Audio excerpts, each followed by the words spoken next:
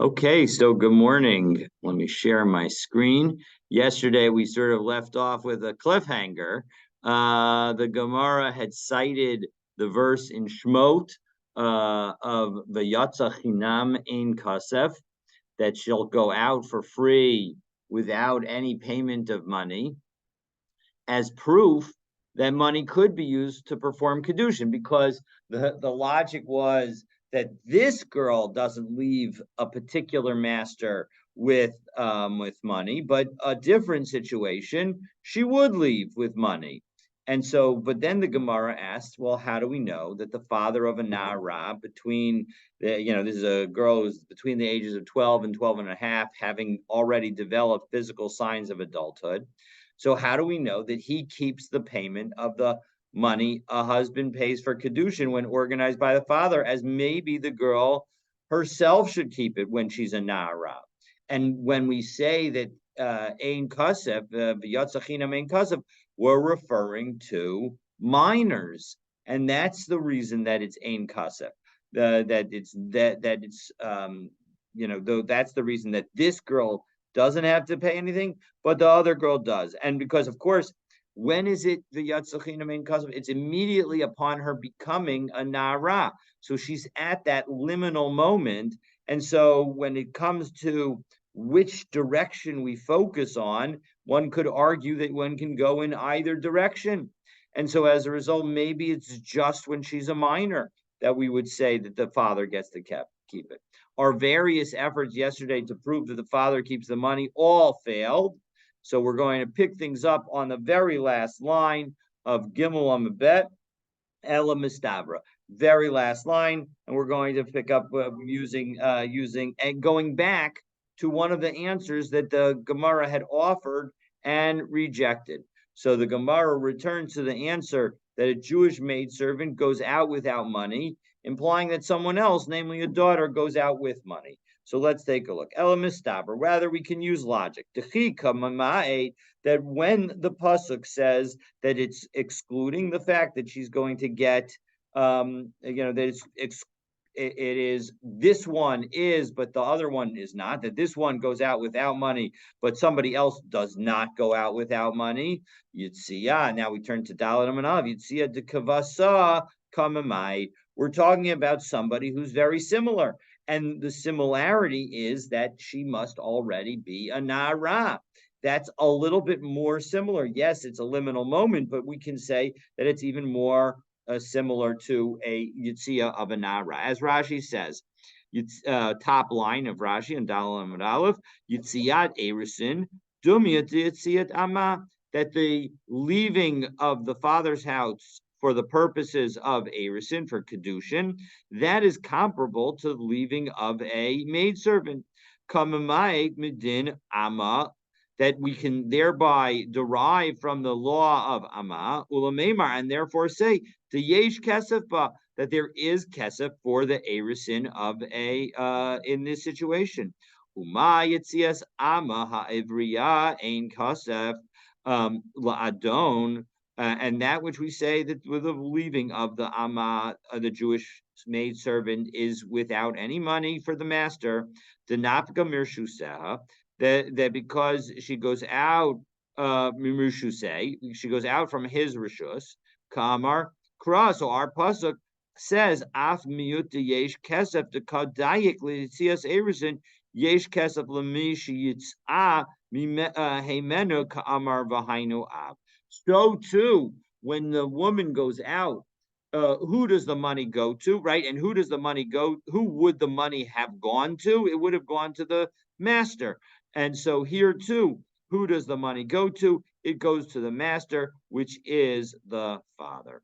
Okay.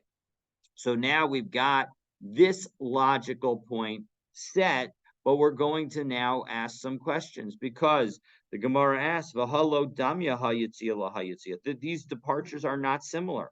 Haskam nafgala mirishus adon legamri v'hacha akati michasra mesira lechupa. She goes, when she leaves the master's house, she goes fully back to her original state. She is not in any way there's no strings attached, and there's no, but more importantly, it's, she is a, she is fully outside the original situation.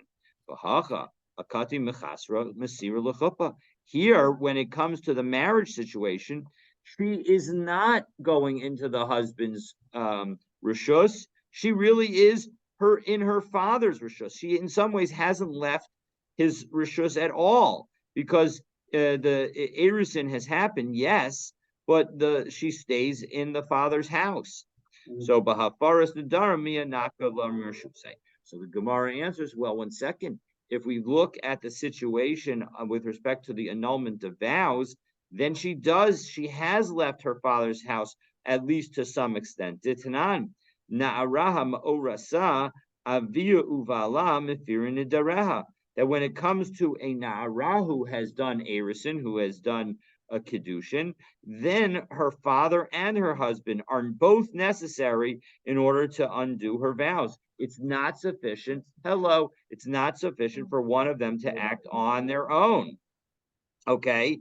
And so as a result, we actually do have, we're going to do, you just missed a Rashi. We're going to do more Rashi too.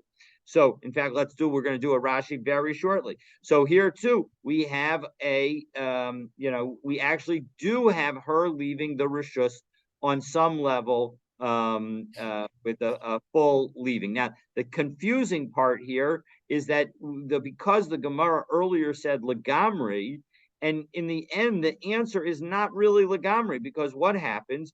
She is now both in the rishus of her father and her husband. So here we go. Let's take a look at the Rashi. B'hafaras nadarim mia nafkale mirshusei she'enu yachol lahafer levado. So the point is that he no longer has the ability to act on his own. So the point is not necessarily that the woman has left the father's possession completely, but rather she has left it, at least to a significant degree. Who feeds her? Her father still feeds her. Although we saw that if the husband delays sufficiently in marrying her, then he becomes obligated to feed her. But in general, the father continues to feed her, assuming that she's not yet a full bogeret, in which case she's an adult, in which case she's responsible for herself. Okay, so now the Gemara continues to object, because v'hai v'yatzachinam lahachi hu da'asa.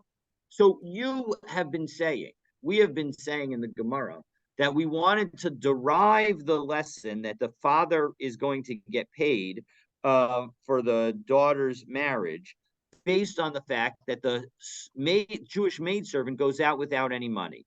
So that means that we're deriving it from this other verse, which says "V'yatzachinam ein kasef." But the problem is if you want to tell me that it comes for that lesson, we've got another brisa that says that that verse needs to be used for something else, because the Tanya we learned in a brisa "V'yatzachinam elu yemei bagrus," that she goes out to be free.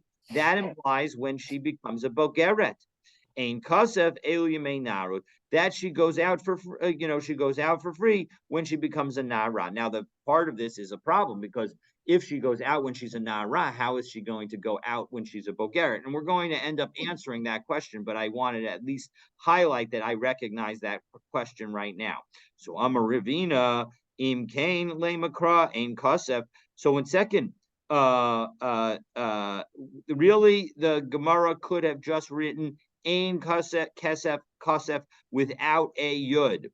My ein kasef. Why did it write ein, the word ein, meaning no, with a yud? Ein kasef la'adon zeh, aval yesh kasef la'adon acher. So basically, the extra letter, because ein without a yud means the same thing as ein with a yud. So as a result, that's going to be the basis. Umanihu, and who is that person who's the other master that should get paid in the other situation? It's the father. So umimai darshinan hachi. How did you know that you could make this drasha from the fact that the word ain has the letter yud, because in the vast majority of situations in the Torah, it already has the letter yud. So how do I know that you could actually do something to learn from it? So the Titania, because we've got a brisa that makes that clear. Zera ainla. When it comes to a woman who is a Kohen's daughter, who's widowed or divorced from a marriage to a non-Kohen, and now she's potentially going to go back to her father's house. The key element in order for her to go back to her father's house and be able to eat truma is vizera ainla. She cannot have any children. So ainli elazara, that would only tell us about her own children. Zera zara minayin. How do I know that grandchildren get covered? So Talmud Lomer zera ainla. Ain, we should understand it is ayin, meaning that because there's the yud in it, we're going to sort of repronounce it as ayin, as investigate, examine. And so as a result, we examine her to see whether or not she has grandchildren. The ain liela zera kasher. Well, that only tells us about legitimate children. Zera pasul minayin. How do I know that if there's illegitimate children, that will also prevent her from eating truma when she returns to her father's house? And the reason is because now she has somebody who could potentially help take care of her. She doesn't need to go back to the father's house, and she has still an ongoing connection to a Yisrael. So Talmud Lomar zera ainla zera ayin la, that again she doesn't have any children and it has the yud. So we're going to say ayin la, examine her, see whether she has any descendants. That's going to be inclusive of even those who are illegitimate.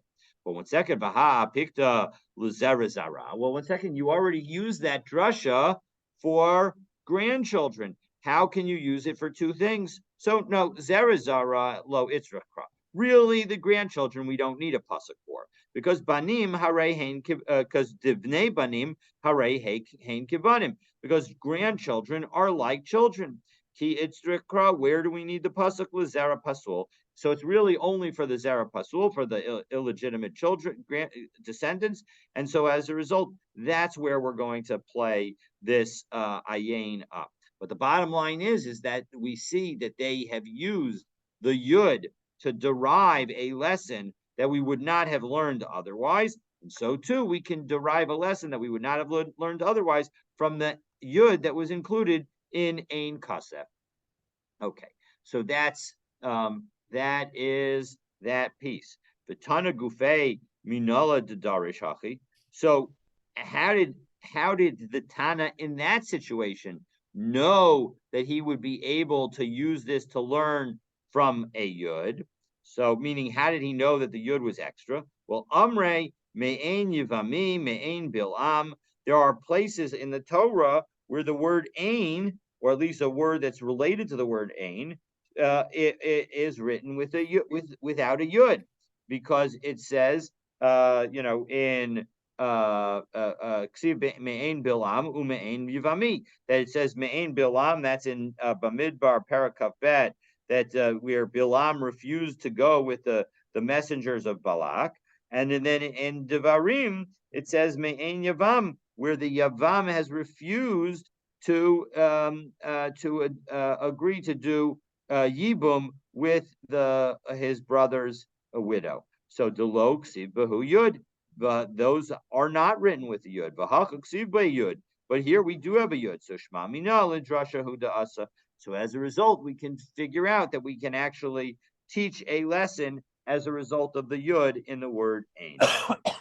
Okay, so that so now the Gemara asks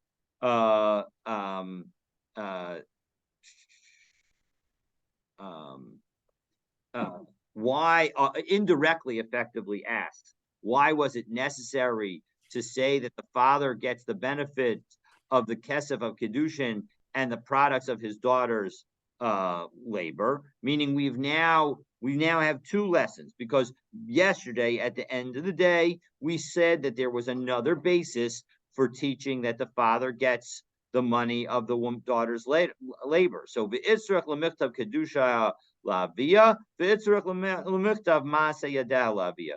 We need psukim to teach each of these lessons, because you cannot learn one from the other.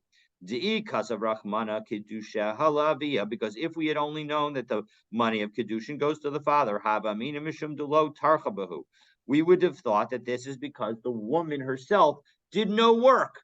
She didn't do any effort in order to get the money associated with kedushin. All she did is say yes.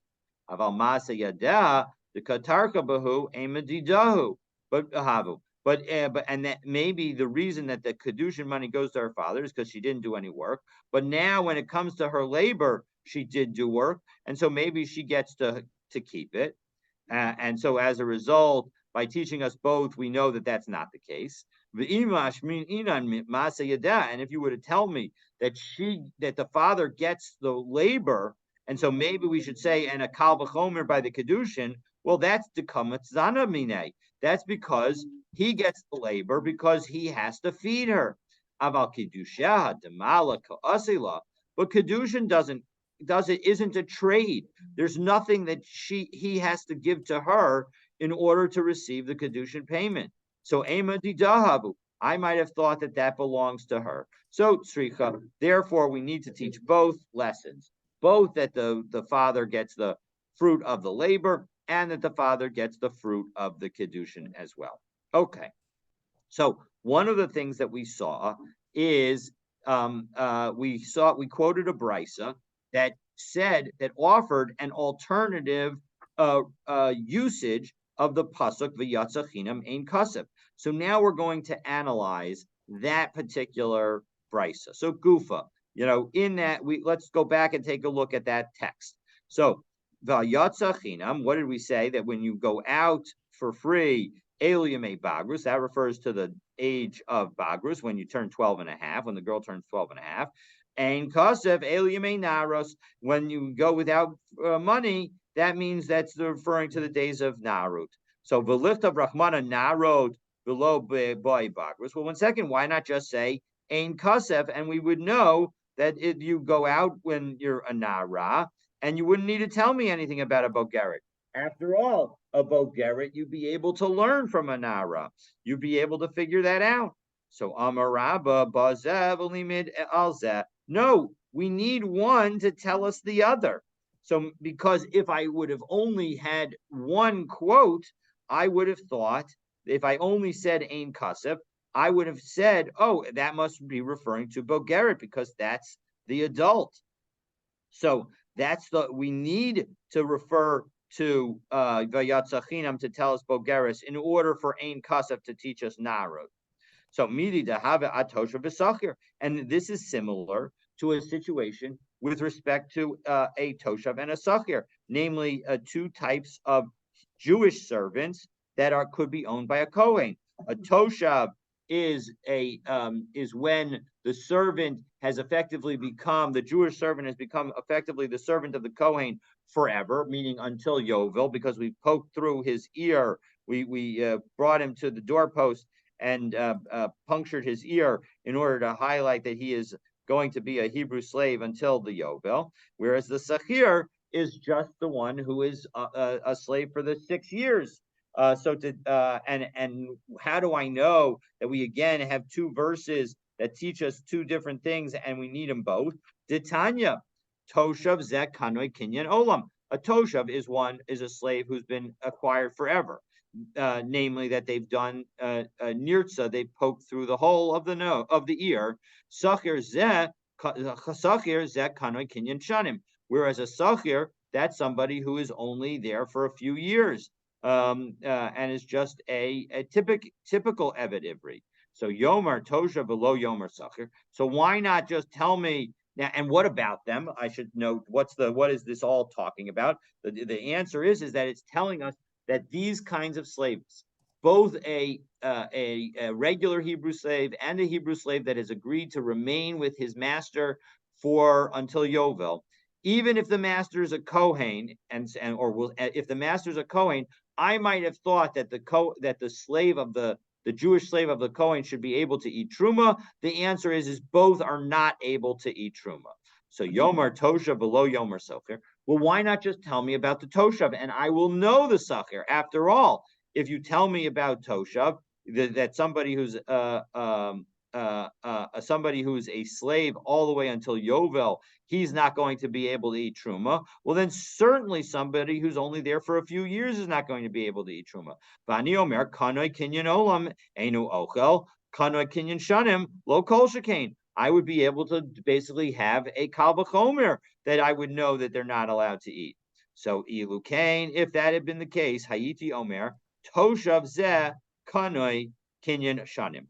I would have thought, I wouldn't know that the word toshav meant that it's the person is there forever. I would have thought that the toshav was the kind of servant who was there just for the number of years of al kanoi kinyan olam ochel. But I would have thought that somebody who was had his ear poked through and is going to remain forever with the master, at least until Yovel, I would have thought that that person could eat. So so that's why we need to also use the word sachir so that we know that the sachir is the short-term one, and then we'll know that the toshav must be the long-term one.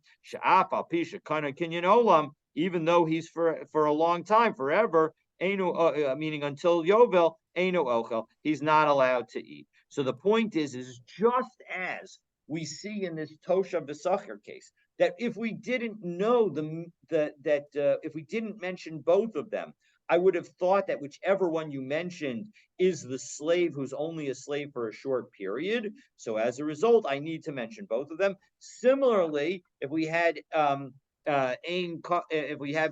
Chinam and Ein Kasef, if we only taught one of them, I would have thought that that one was referring to Bogeret, and I wouldn't know about a Nara. So we need to have both of them in order to tell us that it's talking about a Nara also.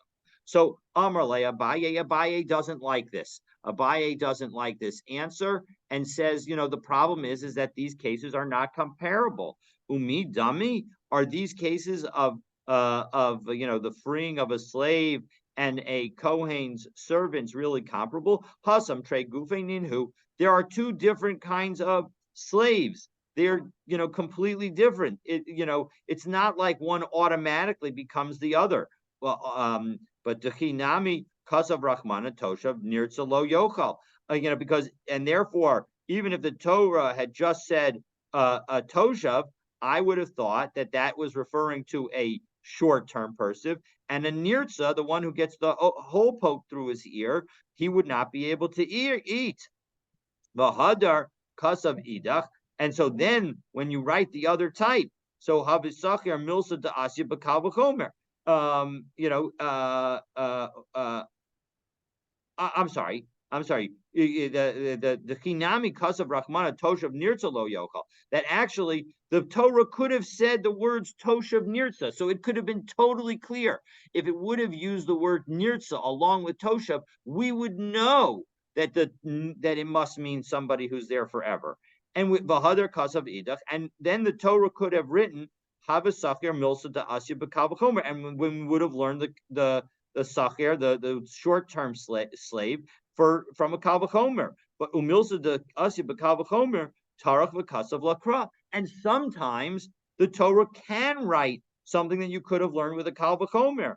So elahacha hinafka la benaros bagros mai baya gabe. But here there is the kal v'chomer, but the problem is that there's no need for the teaching of the bagros, because nobody can become a Nara without becoming first a Bogeret. So as a result, there's no way that she should even be still with the master. So as a result, that's what enables us to learn something new. So Ella Amar Abaye lo nitzracha ella veger de alman de islandus. So now we need to explain that why are we saying a bogeres? What is the brisa teaching us by referencing bogeres?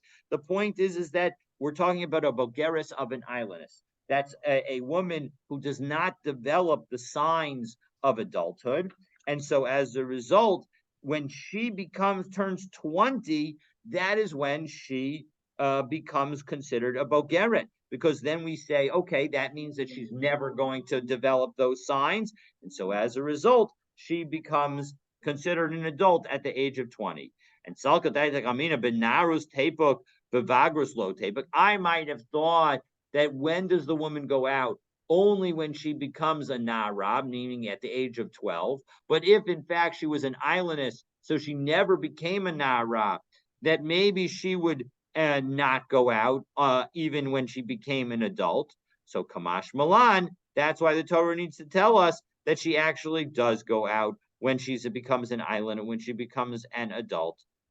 So Maskif La Mar Bar Ravashi, Mar Bar Ravashi doesn't like Abaye's answer either. Okay, because there's the problem is the Lav Kal V'chomer, who couldn't we still learn this from a Kal V'chomer? Namely, Umasi Manin She'ein Motzi and Mershus Ha'av, if when she has the signs of being a Nara, do not take her out of her father's possession, Motzi and Mershus Adom, but they take her out of her master's possession. So Bagur Shemotzia Mershus Av, when she becomes a Bogeret, and therefore no longer under the supervision of her father, and so takes her out of her father's jurisdiction completely. Enodin Shemotzi Mershus Adon, shouldn't it certainly take her out of the master's jurisdiction as well? And so as a result, that's the problem is we end up with a Kal V'chomer, and the whole thing that Abaye was trying to solve is to say that there wasn't a Kal V'chomer, and yet here we still have a Kal V'chomer. So Ella Amar Mar Baravashi. So Mar Baravashi says, here's the story. This is what we're trying to teach us. Lo nitzracha el ikar zvina de islandus. The situation is where somebody tries to sell an islandess. So salka daitach, meaning that we already know that she's an islandess. So salka daitach amina to us yasimane na'aros have zvina. What? No, an islandess is a woman who is not going to have the signs of adulthood, so she's not able to have children. So I might have thought that asya simani naros, that when the signs of narut come, havizvina, that is when the sale is a valid sale. To lo asya simani naros, lo havizvina zvina. But if she never has the signs of narut, maybe you can never sell such a woman. So if a bogeret, if a islandess who is already turned 12, so we know that we know that she's already she was supposed to of age, but she has not had any signs of adulthood, so she does not become a nara, so she's still a ketana. And maybe if I were to sell her now, maybe that sale is not valid. So kamash malan v'yatza chinam. So the point is that comes to teach us that yes, an islandess, even though she never becomes a nara, her original sale is a valid sale, and it is a good sale, and therefore there is nothing. She will go out when she becomes a bogeret. Okay, so that is so now the Gemara asks, Ulamar Barav Ashi de Amar Lav Kal V'chomer hu, that if even Mar Barav Ashi, who says that this is not a Kal V'chomer, Ha Amrina Milsa de Asya B'Kal V'chomer Tarach V'Kasav Lakra. What's the whole problem here? Everybody agrees that if you do have a Kal V'chomer, sometimes the Torah can tell it to us anyway. So yes, you're right. You could have learned Abaye's point from a Kal V'chomer, but at the end of the day, we say that even with something that you could have learned from a Kal V'chomer, sometimes the Torah will say it explicitly. So Mara Baravashi answers, Hani Mili Hecha Deleka L'Shanuye. Well, yes, if we have to tell us the answer of that the Torah could have learned it with the Kal V'chomer, but the Torah decided to write it anyway, sure, we could try to do that.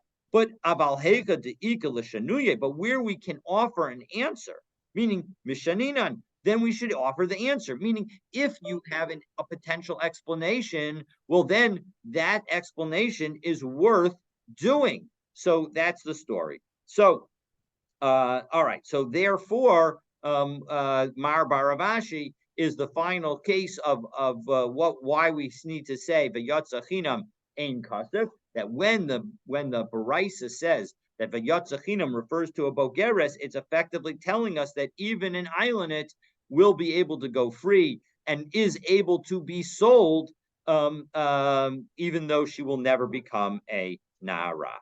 Okay.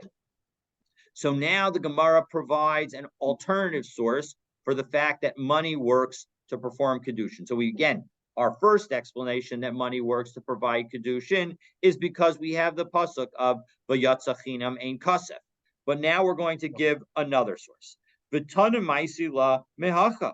And there's another Tana who teaches that we learn that the father gets the money, and money may be used as a method of betrothal, as a method of Kiddushin, because the Tanya, ki yikach ish isha, when a man takes a woman, uva'ala, and has relations with her, v'haya imlo timsachen be'einav kimatzava, and so then the pasuk continues that he finds something wrong with her, and then it teaches us about the concept of divorce. But the bottom line is what verb was used for the marriage itself.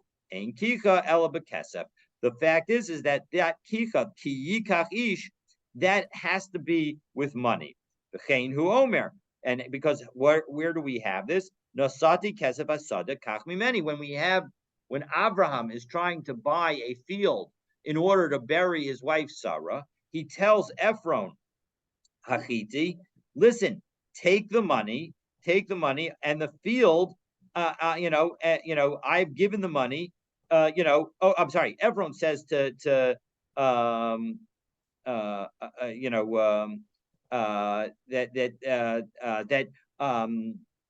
I've given the money of the field, so take it from me. So take, meaning, no, I had it right the first time. Got to double check, but Abram says, look, I've given you the money of the field, take it from me. I want to buy the field.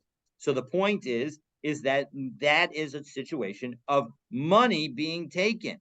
So as a result, we have what we refer to as kicha mistay Ephron. So v'halo dinhu. Well, in second, couldn't we have just used logic to tell us that money can be used? After all, uma amaha ivriya she'ena niknas bevia niknas bechesef zosha niknas bevia eno din shetikana bekesef. Well, 1 second, when it comes to the purchase of a Jewish maidservant, that is done with money. Well, but you can't use relations in order to make that purchase.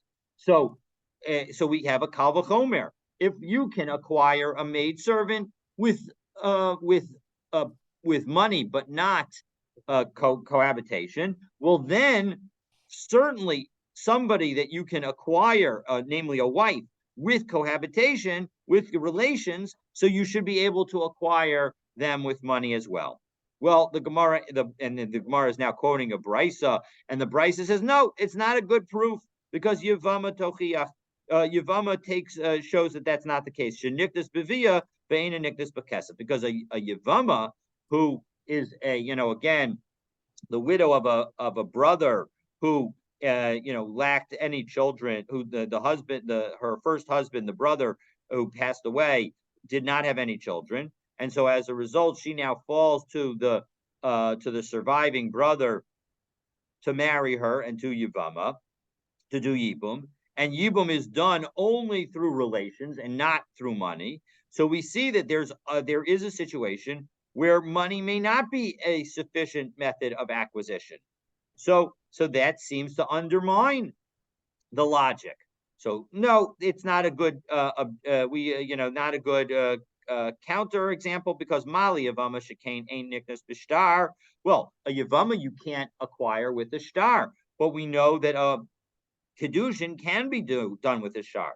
Tomar Bizu Sheniknas Bishtar, but this one can use a star. So as a result, you should be able to have a good a good kal v'chomer, a good logical inference. But the Gemara then concludes Talmud lomar ki yikach ish. So the pasuk has to tell us ki yikach ish. Well, that seems to be odd. If we just had a good kal v'chomer, why did you need to cite the verse? So halama likra. You in second, you just told me that we have a good verse ha'asyala. You could derive it logically. How come I need to cite this verse of ki yikach ish? So the Rav Ashi explains, and we'll see this a couple of times that in the Gemara today, and I think may even see it also tomorrow. That no, Rav Ashi explains that actually that logic is false because the whole logic. There's a question that we can ask on the entire logic. So how are you trying to bring a proof that money should work? From a Jewish maidservant. But well,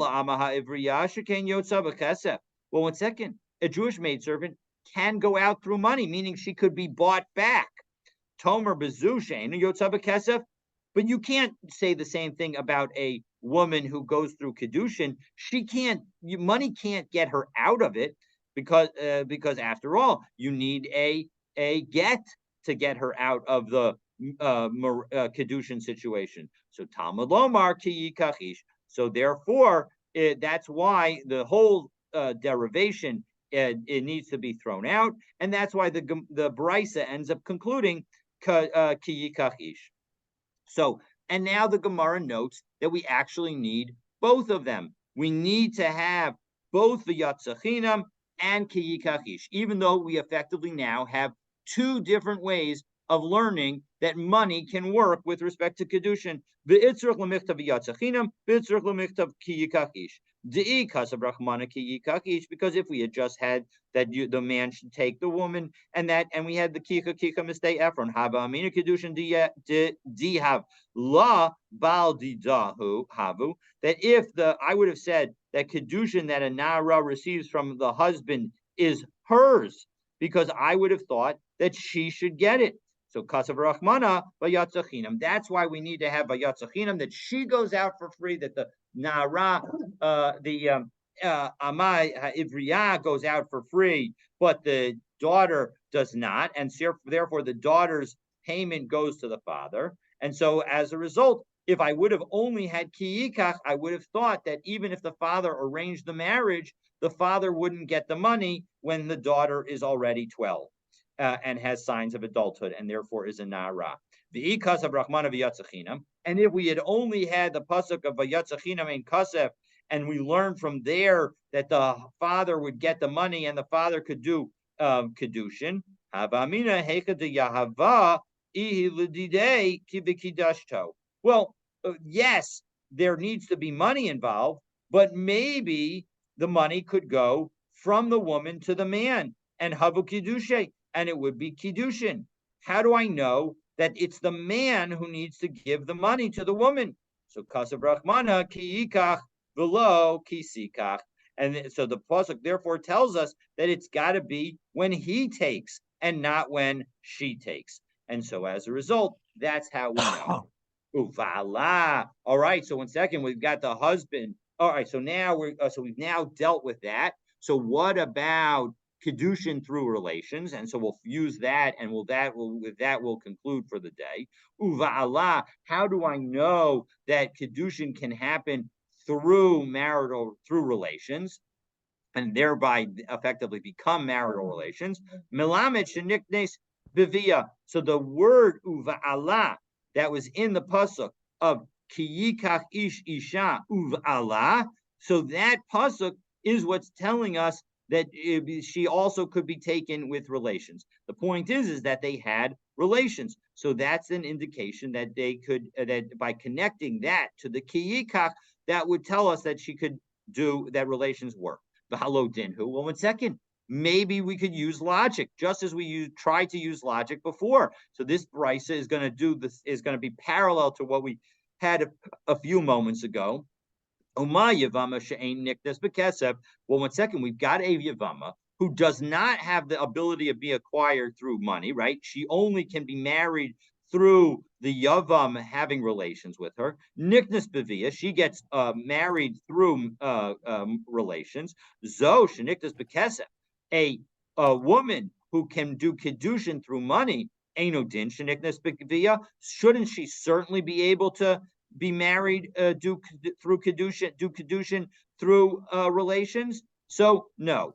Ama Evriyat Tochia. Maybe the Jewish maidservant will disprove it because shenikna bekesef, because a maidservant is acquired with money. Ve'ein niknas bevia. So there's not necessarily a tie between being able to acquire with money, implying that relations will work.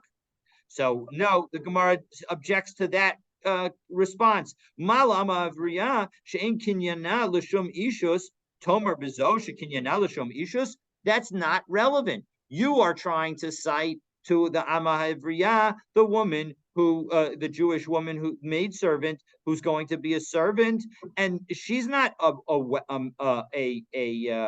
wife. And here we're talking about a wife. So just because the acquisition of a maidservant can't happen through relations, what does that tell us anything about the marriage of a wife? Maybe a wife should, and therefore our kal v'chomer should be a valid kal v'chomer.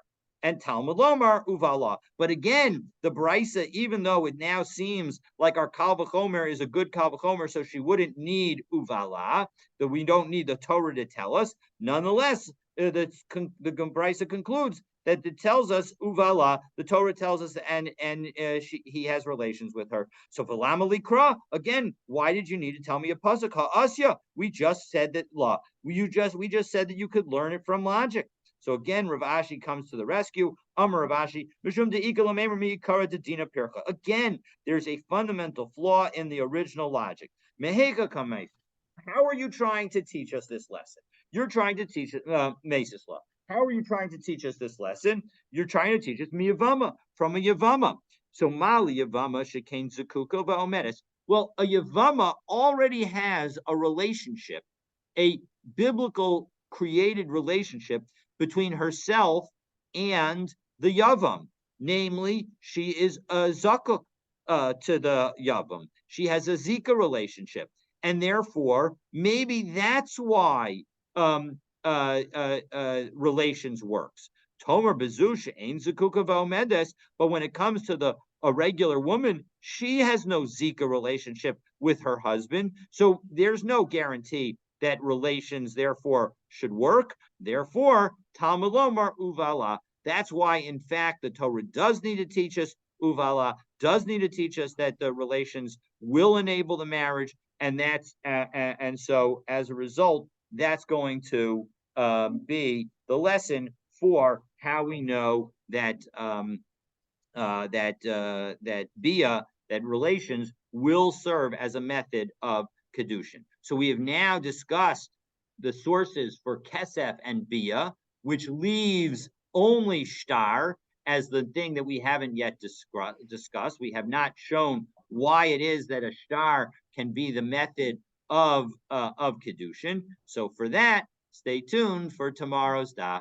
So not quite the same cliffhanger, but you still got to come back tomorrow to learn. Oh, it's supposed to rain tomorrow? All right, well, we'll stop and we'll take a look at the weather and we'll go on from there. Have a great day, everybody. Ashakah Chodesh Tov. Chodesh Tov, everybody. Going to the movie? Yeah, Bob.